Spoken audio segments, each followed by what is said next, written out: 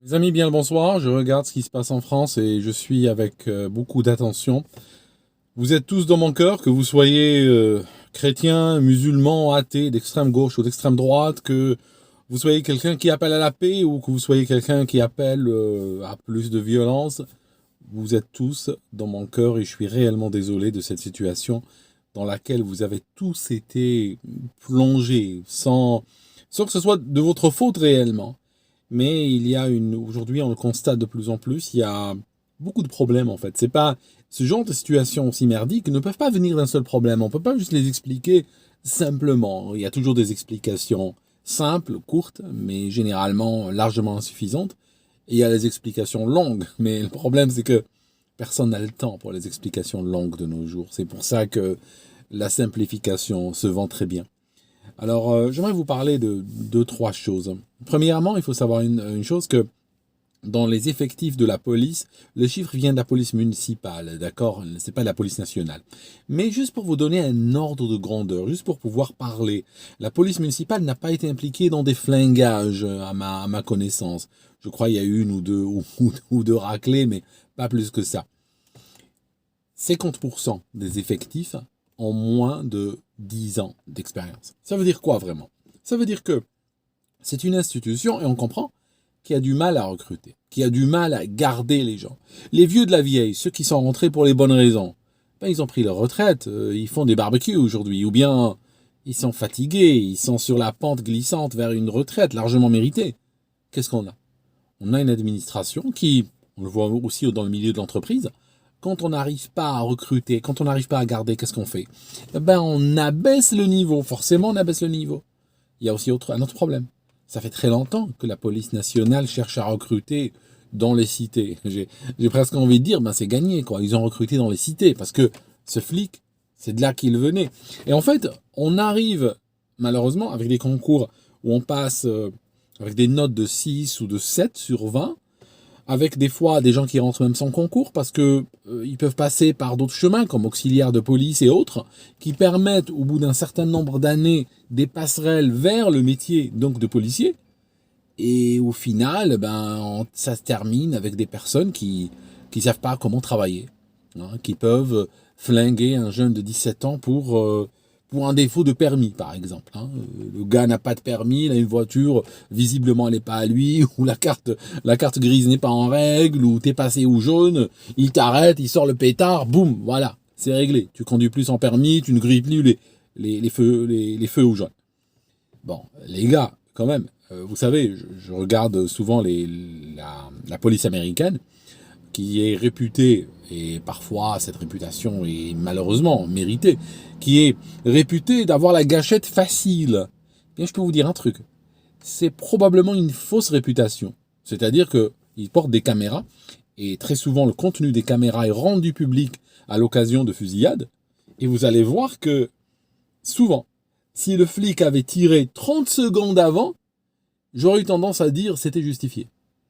Vraiment, ils ne tirent sur quelqu'un qu'en dernière extrémité. Ils font tout pour, il y a un mot que je vais dire, peut-être la police nationale ne l'a jamais entendu, ça s'appelle désescalade. Ça signifie ils font tout pour désescalader la situation, pour ne pas monter les tours, pour ne pas être eux la source, en particulier quand des mineurs sont impliqués, pour éviter justement de faire monter la mayonnaise et finir avec des gens à la morgue. Parce que c'est pas le but, honnêtement. Même, je vous dis un truc, même si ce jeune était un forcené, il avait un flingue, il avait un fusil de chasse, un canon scié, que Dieu nous protège, ou bien avait pris des otages, je vous dis un truc, c'est toujours un échec quand on n'arrive pas à parlementer, quand on n'arrive pas à diffuser la situation sans effusion de sang. Même dans les cas les plus extrêmes, des fois, vous voyez la police américaine négocier pendant 3 heures avec quelqu'un. Vous les voyez des fois avec un type armé. Ils sont pris avec un gars armé. Et ils attendent réellement. Ils font tout pour dire, posez votre arme. On n'a pas envie de vous tirer dessus. Il n'y a rien de grave qui s'est passé jusqu'à maintenant. Cette situation-là n'est pas si grave que cela. Si vous posez votre arme, les problèmes vont s'arrêter tout de suite. D'accord? Parlez-nous, on est là pour vous aider. Ils sont toujours dans une logique de désescalade. Or, ce que j'ai l'impression ici, que la police nationale en France, voilà, il y a des gamins de cité qui roulent dans une bagnole, voilà, on sort un flingue, je vais t'éclater la tête, tout ça, puis don't act. On peut comprendre que, voilà, c'est pas un truc qui va passer facilement dans une société ultra communautarisée. Parce qu'il y a ça aussi. Parce que par derrière, il y a des gens qui m'ont écrit pour me dire, est-ce qu'en Algérie, on aurait flingué pour les mêmes raisons? Non, je peux vous le dire tout de suite. En Algérie, on n'aurait pas flingué pour les mêmes raisons, mais on aurait donné une bonne raclée pour les mêmes raisons. Et peut-être qu'en France, on devrait distribuer plus de raclées. Ça évitera ça évitera ce genre de situation, pour être honnête avec vous. J'étais en Algérie il n'y a pas plus tard que l'année dernière. Alors quand il y a un barrage qui t'arrête, t'as face à toi des gens extrêmement sérieux. T'as les 2-3 flics qui sont autour de la voiture. T'as un autre qui est debout en train de fumer une clope et surveiller une chaîne qu'il peut tirer si jamais tu cherches à partir. Il y a un fourgon garé là. Il y a 2 autres qui sont sous l'arbre.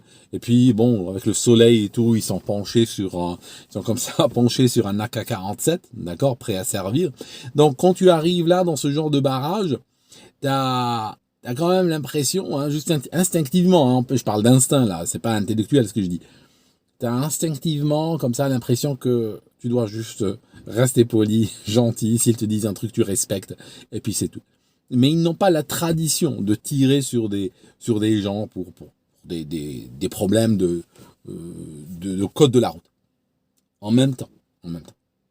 Ce qui me choque en France aujourd'hui, c'est également l'escalade de violence dans les quartiers. C'est-à-dire que je ne vois pas le rapport entre cette histoire et puis la violence qui a lieu partout en France, avec des bâtiments brûlés, des magasins pillés, des gens qui partent avec une chaîne IFI sous le bras. Bon, je sais pas, ça se fait toujours les chaînes IFI. C'est peut-être une ancienne référence. Mais j'ai vu des gens partir avec des cartons de produits de consommation sous le bras, dans un contexte où on est en train de protester pour la perte d'une vie humaine. Donc c'est vrai que tu te demandes un petit peu ce qui se passe. Alors, cette situation a été créée par les gouvernements successifs en France. C'est une situation qui est voulue. Ça signifie, on a réellement créé cette France-là. Une France multiculturelle, donc forcément multiconflictuelle. Et puis, voilà, une bavure policière, ça arrive. Hein, j'ai zéro soutien pour ce flic, pour qu'on soit d'accord. Pour moi, c'est une erreur du recrutement. Ça veut dire que moi, je vous dis, en privé, je pense que la police française voulait recruter absolument dans les cités. Ils ont abaissé les critères d'entrée, qui d'habitude, qui déjà, sans en arriver là, sont extrêmement basses. Ils ont recruté ce Rombaud, ce gars qui roulait mécanique, qui n'avait même pas à être flic, qui n'a ni la culture de l'arme, ni la culture de la police, ni la culture de maintien de la paix ou du maintien de l'ordre. Et puis voilà, il a vu des gamins dans une bagnole, il a tiré, c'est tout. C'est un type qui ne doit pas être dans la police, pour commencer. Et je trouve c'est un déshonneur à la police de défendre ce type. Et les gens qui aujourd'hui, moi pourquoi je suis contre ce type-là? Pourquoi je suis contre ce type aujourd'hui? Pourquoi je vous dis que ce gars-là, jamais il n'aurait dû être dans la police? C'est par respect pour l'institution policière. Parce que quand il s'agit je vis au Royaume-Uni, les flics sont très respectés, ils n'ont même pas d'armes d'ailleurs pour la majorité. Et en fait, c'est quand même, en tant que citoyen, j'ai un standard assez élevé quand il s'agit de la police. Par exemple, il y a des gens qui ont dit pourquoi il n'y a pas eu de protestation pour l'affaire Lola? Parce que Lola n'a pas été tuée par un flic, tout simplement. C'est-à-dire que lorsqu'un crime est commis par un flic, on s'enrage encore plus que lorsqu'il est commis par le citoyen lambda, par un particulier.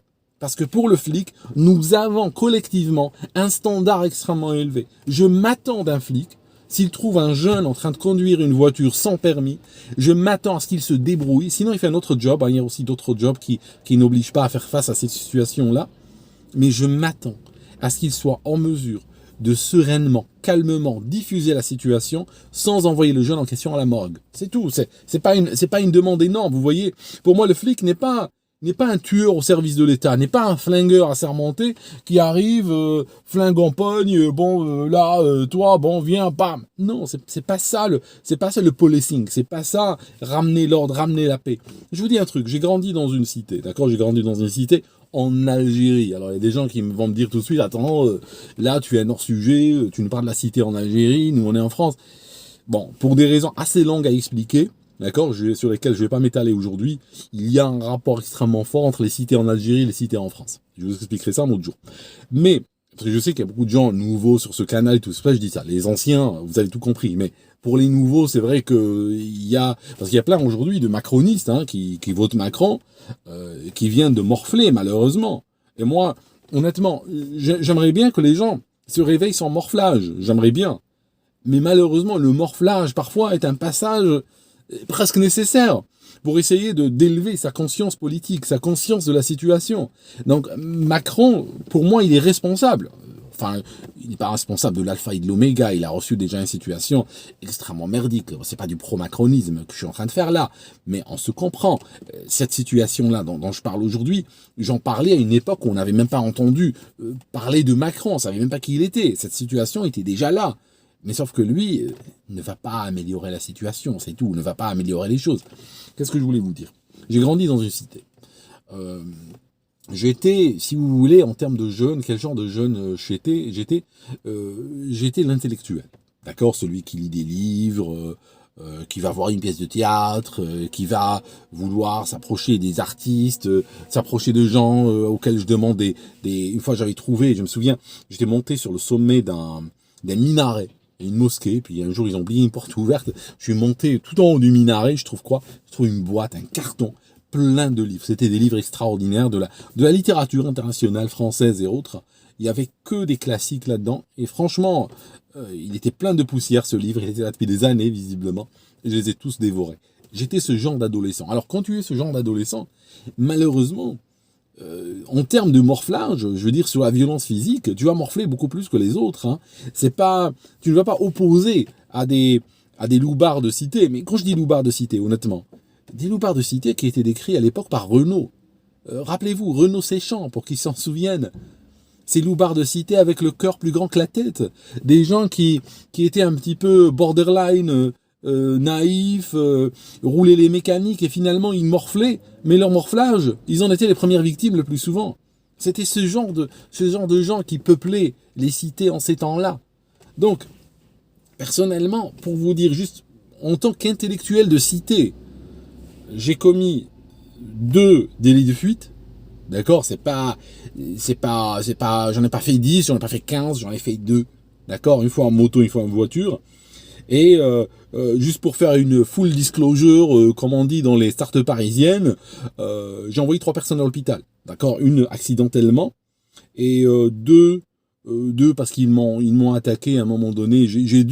C'est malheureux ce que je vais dire, c'est extrêmement malheureux. J'ai dû répondre à la violence par la violence. Donc, pour vous dire, et ça c'est un tout petit bilan parce qu'il y a des gens, c'est leur bilan sur une semaine dans une cité. Ça c'était mon bilan sur toute mon adolescence. Vous voyez, j'avais emprunté une moto. Alors, quand on est ado, dans les cités, je ne sais pas encore une fois comment ça se passe de par chez vous. Je ne sais pas. Je vous dis ce que je sais, moi, là où j'ai grandi. Emprunter un véhicule à moteur était un droit humain, un droit fondamental quand on est adolescent. On empruntait des motos, des voitures, et on les rendait. Et on les empruntait pas pour faire le mal.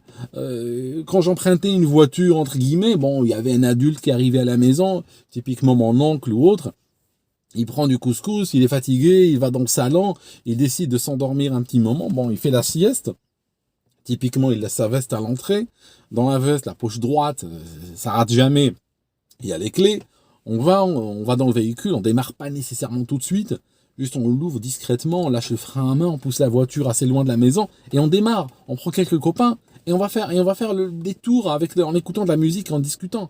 Il n'y a rien de sinistre.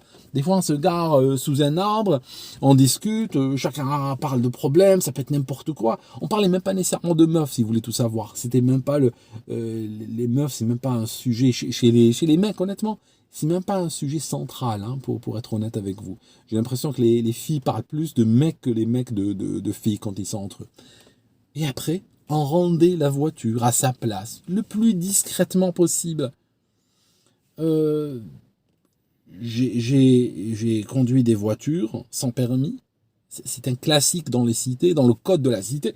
D'ailleurs, ce flic qui vivait dans la cité devait le savoir. S'il voulait flinguer chaque ado qui conduit sans permis, là, il lui faudrait de l'arme lourde, il lui faudrait des armes de destruction massive. Tu vas pas régler ça comme ça. Ça fait partie du classique, quoi. Il y a un parent, il laisse une voiture, bon, on lui pique la voiture. La prochaine fois, il sera plus malin, c'est tout. Il dormira avec ses clés, il ira aux toilettes avec ses clés, il ira à la douche avec ses clés. Parce que les ados, ils ont le nez pour te piquer la voiture, c'est tout, c'est normal. Je ne pense pas que le cousin de ce jeune lui a prêté la Mercedes. Parce que tout simplement, c'est des voitures puissantes, elles sont... on va pas il y a une responsabilité énorme attachée à ça, y compris une responsabilité financière. On va pas donner les clés à un ado de 17 ans qui n'a pas de permis, c'est pas possible. J'ai dans ma famille un gars de 19 ans, il a son permis de conduire. Dans sa famille, il y a deux voitures, une voiture normale et une voiture très puissante. La voiture puissante, il n'a pas le droit de la conduire. Les clés sont cachées, alors qu'il aurait le droit, sur le plan légal, il a le permis, mais il la touche pas. Juste pour vous situer, les gens sont quand même responsables, sont pas fous. Mais le cousin va dormir ou autre, lui, il lui pique les clés, il part avec. Tous les ados font ça. Quand j'étais gamin, je suis monté avec un jeune, il avait quoi, 12-13 ans, il conduisait un camion berlier. D'accord? C'était pas le bahut énorme, je sais pas combien de tonnes ça pèse ces trucs, mais le méga bahut, d'accord, avec deux essieux à l'arrière. C'est le genre de véhicule qu'il conduisait. Bon, quelqu'un peut dire, oui, mais qu'est-ce qui se passe s'il y a un accident? Ben, on serait mort s'il y avait un accident, c'est tout. On vivait pas dans un monde de bisounours. On était dans la réalité, mais quand on est jeune, on n'est pas très conscient, tu sais, notre cerveau n'est pas complètement formé. Moi-même, je me rappelle, je pouvais autant je pouvais aller au lycée et ramener un 19 sur 20 en mathématiques, autant je pouvais faire des choses dehors, ou prendre des décisions, faire des choses qui te disent, mais le mec n'est pas normalement constitué. Oui, on n'est pas normalement constitué. À 17 ans, on n'a pas le droit de voter, par exemple. À 17 ans, on n'a pas le droit d'acheter de l'alcool, il faut une pièce d'identité, on n'a pas le droit d'acheter des cigarettes. Ça veut dire que même de par la loi, on n'est pas considéré comme complètement OK là-dedans. Et je veux bien comprendre pourquoi. J'avais par exemple, il y avait quelqu'un qui travaillait avec mon oncle, c'est un mécanicien. Ils étaient depuis une semaine sur un moteur marine, un Volvo Penta. Ils cherchaient à le démarrer. Ils étaient dans un chalutier. C'était un moteur, le chalutier entier avait l'air d'être une épave, mais ils cherchaient à démarrer ce moteur. C'est une aventure. Il a démarré à la fin. Mais il a laissé une moto dehors. C'était une moto bécane. Vous savez, à l'époque, c'était décliné en deux versions, la bleue et la rouge. Elle était trafiquée. Bon, moi, qu'est-ce que j'ai fait? Je suis l'ado, je vois la chose. C'était naturel. D'ailleurs, je vous dis même pas quel genre de véhicule j'ai pris. Je suis même pas en train de tout vous révéler. Je cache. Il y a quelque chose que j'ai pris une fois. Je vous le dirai jamais. Je mourrai sans l'avoir dit. Ou bien quand j'aurai 99 ans, je vous dirai ce que c'était. J'ai pris la moto. Je l'ai poussée. Je l'ai démarrée. Je suis monté dessus. J'ai accéléré. Elle est partie. Et puis voilà, j'étais là à fond en train de m'amuser. Et à un moment donné, un flic qui traversait. Il sortait derrière. Il y avait un hangar. Et il sortait. Je l'ai frôlé. J'ai freiné, bien sûr. Il a crié, ah, toi, bon, d'accord, moi je vais m'arrêter, c'est clair, je vais pas fuir. Je me retourne, ils sont en train de gueuler, il avait une grimace, avait une ure, comme ça, comme s'il voulait me bouffer. Il arrivait vers moi, il était à 15 mètres. Parce que le temps de freiner, bon, voilà, j'ai pris de la distance. Faites quoi? Vous faites quoi à ma place? D'accord? En plus, quand on est ado, regardez, on fait une connerie. Qu'est-ce qu'on a envie de faire maintenant? On a envie de s'en sortir, c'est tout, on a juste une envie, c'est que cette situation, on a envie de la fuir. L'ado, là, le Nal, je sais pas comment il s'appelle, il y a deux flics qui sont là, ils sont en train de crier, avec le flingue en pogne et tout ça, il y a une saturation cognitive. C'est trop, tu peux pas tout faire entrer dans ta tête. En plus, il y a la peur, tu as l'impression que s'il t'arrête, tu vas prendre perpète. Alors quand t'es voyou professionnel, tu sais que ça vaut rien. Tu sais que s'il t'arrête, t'as qu'à les narguer, il t'emmène au commissariat, il te relâche dans 1 heure et demie. Et puis, tu reprendras la Mercedes et tu reviens les narguer en klaxonnant. Mais là, quand tu n'es pas de ce monde-là vraiment, parce que ce jeune, j'ai pas l'impression que c'était un loupard professionnel, eh bien, il a tout simplement voulu s'en sortir de la situation. J'ai fait exactement pareil. Je suis dans la mobilette, je vois le flic hurler derrière moi. Qu'est-ce que je fais? Instinctivement, les gaz à fond, je remets les gaz et je pars. Et j'étais loin, j'étais parti déjà. C'est tout. C'est en un instant, le délit de fuite, c'est le délit le plus instinctif qui soit, surtout à cet âge-là où on fonctionne beaucoup à l'instinct. C'était pour moi juste pars, ne reste pas là. Je suis parti, bon, il m'a jamais attrapé, il me cherche jusqu'à maintenant. Je suis parti, j'ai rendu la mobilette là où je l'ai prise, voilà, nous, on remettait toujours les véhicules, là, on les avait pris, hein, en bon état. Bon, il y avait un peu moins de carburant parce qu'on n'osait pas trop aller dans les stations d'essence, sans permis et tout ça. Puis quand t'es fauché, quand t'es ado, donc voilà, première chose, tu regardes s'il y a assez de carburant, tu vas rouler un peu, tu vas en griller, mais ça se voit pas en général, ça se voit pas. Donc voilà, ça fait partie des codes de la cité que que ce flic ne pouvait pas ne pas connaître. Il sait que ces jeunes dans la cité conduisent sans permis, il sait qu'il y a ce genre d'excès et tout ça. Je dis pas que c'est bien, je dis pas que c'est bien, mais je dis que c'est comme ça fait partie de la vie habituelle, quoi. C'est tout. Enfin, c'est une situation extrêmement merdique qu'il y a en France aujourd'hui. J'espère que ça va se calmer. Il y a des gens qui parlent de guerre civile et tout. Enfin, montrez-moi un bilan de 50-100 morts par jour et je vous dirai oui, vous avez raison.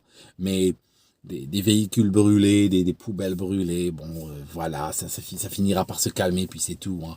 Ils vont continuer comme ça pour quelques temps et puis ça va se calmer. Mais malheureusement, vous savez, il y a des excès aussi. Il y a des excès dans tout. Et ce genre de situations sont très favorables à l'excès. Des gens de chaque côté qui veulent mettre le feu aux poudres parce que voilà, ça les arrange, ils ont un agenda, voilà, ils veulent mettre le feu aux poudres et puis enfin mettre le fou aux poudres. Ouais, non, c'est plutôt le feu qu'on met aux poudres, pas le fou. Mais vous avez compris quand même. Hein. Voilà. Merci mes amis d'avoir regardé. Je peux vous en parler, je peux vous en dire plus, mais je pense que je devrais pas en dire plus. Je pense que je devrais m'arrêter ici. Merci, on se voit dans une autre vidéo.